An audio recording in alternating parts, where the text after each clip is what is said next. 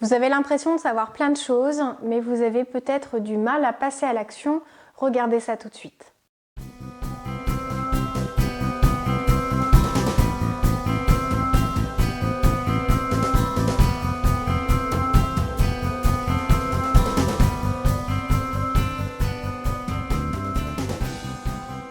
Bonjour à tous, c'est Valérie Sauvage du site challengeyourself.fr. Je suis coach de vie. Au quotidien, j'accompagne des particuliers comme des professionnels au changement, à travailler sur par exemple des défauts qui sont handicapants pour eux, comme la timidité, comme le manque de confiance en soi, comme la paralysie à l'idée de prendre la parole en public, ou comme le fait d'avoir du mal finalement à établir des relations avec les autres, que ce soit à titre perso, professionnel, ou qui sont régulièrement dans des conflits, des tensions relationnelles. Donc c'est un accompagnement qui se fait aussi bien à titre perso qu'à titre professionnel en entreprise. Et très souvent, je me rends compte qu'on me dit « mais ça je sais en fait, je découvre rien ». C'est bien que vous le sachiez.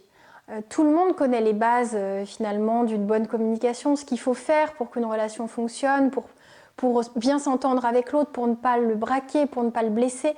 Et pour autant, chaque jour, si vous analysiez tout ce que vous avez fait, vous pourriez vous rendre compte que vous n'appliquez pas ce que vous savez, ou pas tout. Alors c'est impossible de tout appliquer, mais vous seriez surpris de voir que vous appliquez peut-être 10% de ce que vous savez. Parce que les émotions prennent le dessus. Parce que vos anciennes habitudes sont très très dures à remplacer. Parce que si vous avez l'impression de ne rien avoir à apprendre, que vous savez tout mieux que tout le monde, vous n'aurez pas envie de changer. Vous ne serez pas objective. Et finalement, ce savoir sans l'action reviendra à la même chose que de l'ignorance. Et là, c'est vraiment dommage. Parce que savoir des choses, c'est très bien, mais si vous ne l'appliquez pas, ça ne sert à rien. Je vais vous donner un exemple très concret. Il n'y a pas longtemps, j'ai formé des personnes sur un sujet développement personnel, sur des techniques de communication pour améliorer ses relations professionnelles. Et j'ai une personne qui m'a dit que ça ne lui servirait à rien puisqu'elle avait déjà suivi 2 jours ou 3 jours de formation sur ce sujet-là, qu'elle savait déjà ce qu'il y avait à savoir. Chapeau. Alors nous aussi, en tant que coach, on suit encore des formations, on a toujours des choses à apprendre. Mais si vous estimez qu'en 2 jours ou 3 jours, vous avez tout appris sur ce qu'il y avait à savoir sur la communication, eh bien vous êtes le roi du monde, vous êtes un génie absolument fantastique. En général, ces personnes qui disent tout savoir, ce sont les premières personnes à ne rien appliquer. Alors les faits l'ont montré, elle avait suivi une formation de communication bienveillante et c'était vraiment une personne qui a attisé les haines, les tensions, qui a été un poison dans le groupe. Je suis désolée de dire ça, mais ça a été frappant, c'était presque un cas d'école. Ça serait intéressant de faire un reportage et de voir ce que ça peut donner. D'ailleurs, elle n'est pas tenue dans les emplois, les gens ne la gardent pas parce que finalement, elle amène cette atmosphère tellement tendue, elle crée des tensions, elle monte les gens les uns contre les autres, c'est compliqué parce que finalement, elle est sa première victime.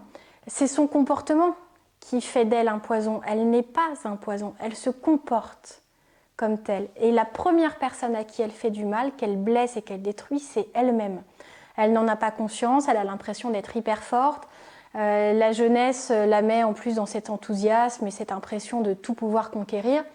Et elle est pourtant déjà sur un parcours qui est lourd et qui, s'il n'est pas bien étudié, bien accompagné, risque de laisser des séquelles pour elle. En tout cas, ce qu'elle dissémine partout autour d'elle, c'est pas du bonheur, c'est pas de la bienveillance, c'est le contraire. Et que des personnes comme ça puissent dire qu'elles savent ce qu'il y a à savoir, c'est très révélateur de manière outrancière de ce qu'on peut des fois penser en disant bah, ça, ce livre je l'ai lu mais ça m'apporte rien. Des fois c'est un rappel. Lire 15 livres sur la confiance en soi, à quoi ça sert? Vous allez peut-être avoir très très peu d'apport sur les derniers livres lus.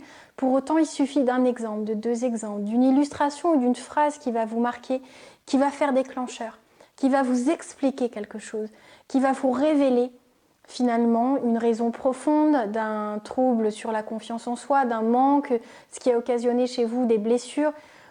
On a toujours à apprendre, comprenez-le. Si vous comprenez ça et si vous avez même cette envie d'apprendre, vous aurez le monde à vos pieds parce que ce sont les gens qui continuent d'apprendre, qui s'enrichissent, qui découvrent, qui profitent, qui sont sur cet élan positif.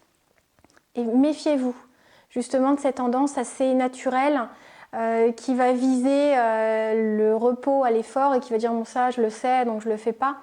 Ce que vous savez, appliquez-le, ça sert à rien. Apprendre des choses sans l'appliquer, ça ne sert à rien. Quand je fais des formations en entreprise, allez, j'ai 30% de théorie pour 70% de pratique. Déjà, je ne veux pas noyer les personnes que j'ai avec moi sous plein de théories et je veux qu'elles pratiquent. Les techniques, les études et statistiques sur tout ce qui est courbe de l'oubli montrent bien que ce qu'on lit ou que ce qu'on voit, on va en retenir quoi, 10%, 20%. Ce qu'on a testé, ce qu'on a pratiqué, ce qui fait partie de notre expérience vécue, ça on le retient. C'est-à-dire que je peux vous raconter une anecdote de comment on se comporte, quelles sont les erreurs, de ce qu'on peut faire dans les relations, ça ne sera jamais pareil que si je vous mets dans un jeu de rôle. Si vous venez assister aux formations qui durent une journée, 2 jours, sur la communication interpersonnelle, vous allez voir tout ce que vous avez gagné. Comme au niveau personnel ou professionnel, vous allez réussir à interagir avec les gens de manière facile, positive, agréable. Vous allez réussir à fixer des objectifs communs, à vous entendre avec des gens qui sont très différents, qui ont une manière de penser à l'opposé de la vôtre. Mais vous allez acquérir des techniques que vous aurez testées.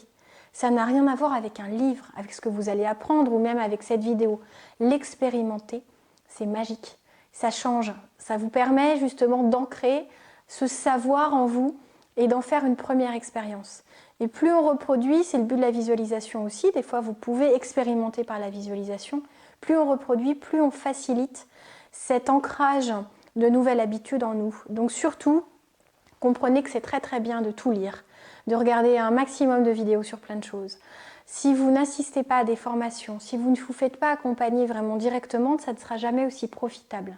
Vous aurez des choses, vous allez en garder 10, 20, 30%, vous allez oublier le reste et au fur et à mesure, vous en garderez de moins en moins. Vous allez garder des choses, mais si vous ne mettez pas en pratique, ça ne va pas rentrer dans votre vie, ça ne va pas rentrer dans votre mémoire. Appliquez. L'application doit être vraiment faite en parallèle par rapport à l'apprentissage. Ceux qui veulent commencer à pratiquer seulement quand elles savent tout, ça ne fonctionne pas.